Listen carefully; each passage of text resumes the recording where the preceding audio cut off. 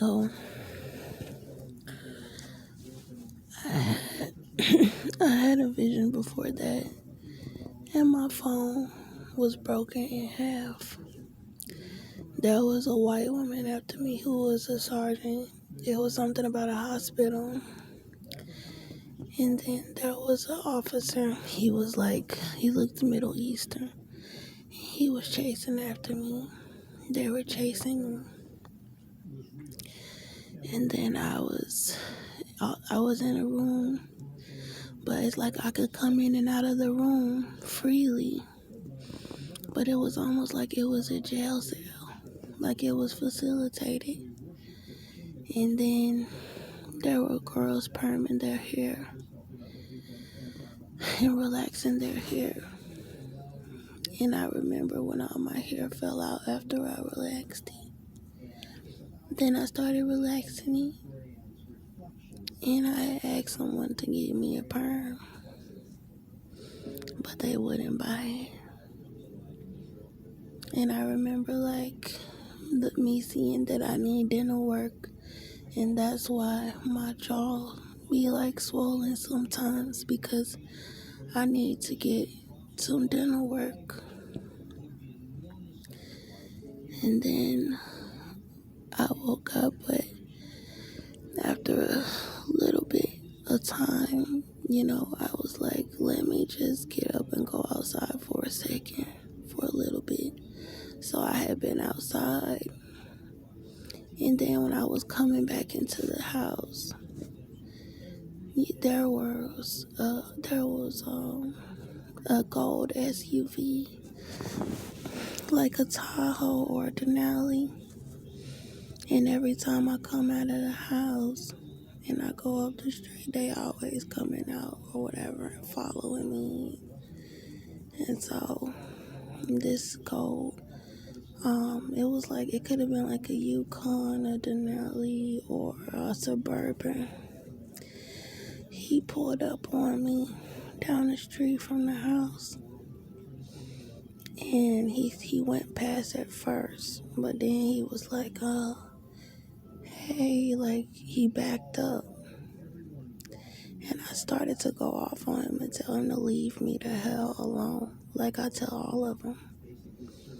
And then he was like, you alright? You need anything?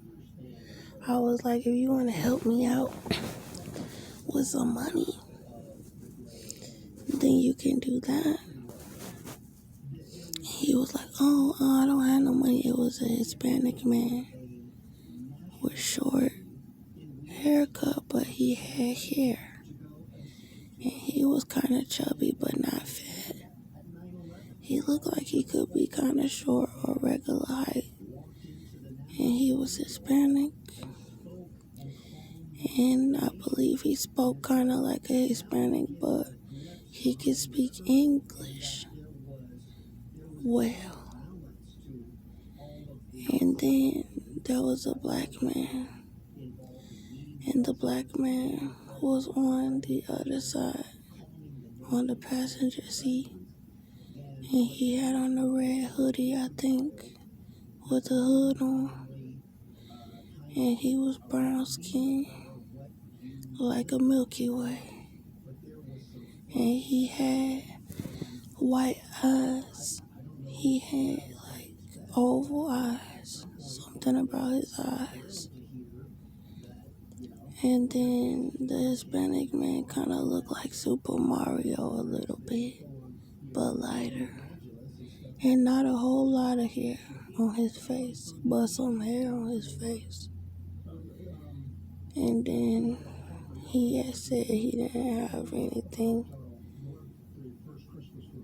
but some Sherm. He said, I'm over here. He said, I don't got no money, but I got some Sherm. And then he showed me something in his hand. And he said, I know it's hard out here, but that's why I'm smoking this Sherm to calm my nerves. And then they tried to get me to smoke it again. But it was mostly the Hispanic man. And the black guy was looking at me like he knew they were doing something they should not be doing. And I knew that they knew who I was. And I knew that someone put them up to trying to get me to smoke the Sherm. And I started to say, I know that's embalming fluid, but I didn't say that. And I know that make the baby stop moving and make me out to be a real hard drug addict. And ain't no telling, it probably could make me go crazy. But I just said, I don't do that. Because he asked me multiple times after I told him no. And I knew in my heart when he asked me the last time that they wanted to have me so vulnerable and so distressed and then try to give me Sherm as my only option of anything to relieve my stress. And I was not about to allow them to do that to my life. So I looked at him with anger in my eyes and I said, I don't do that. And then he drove away.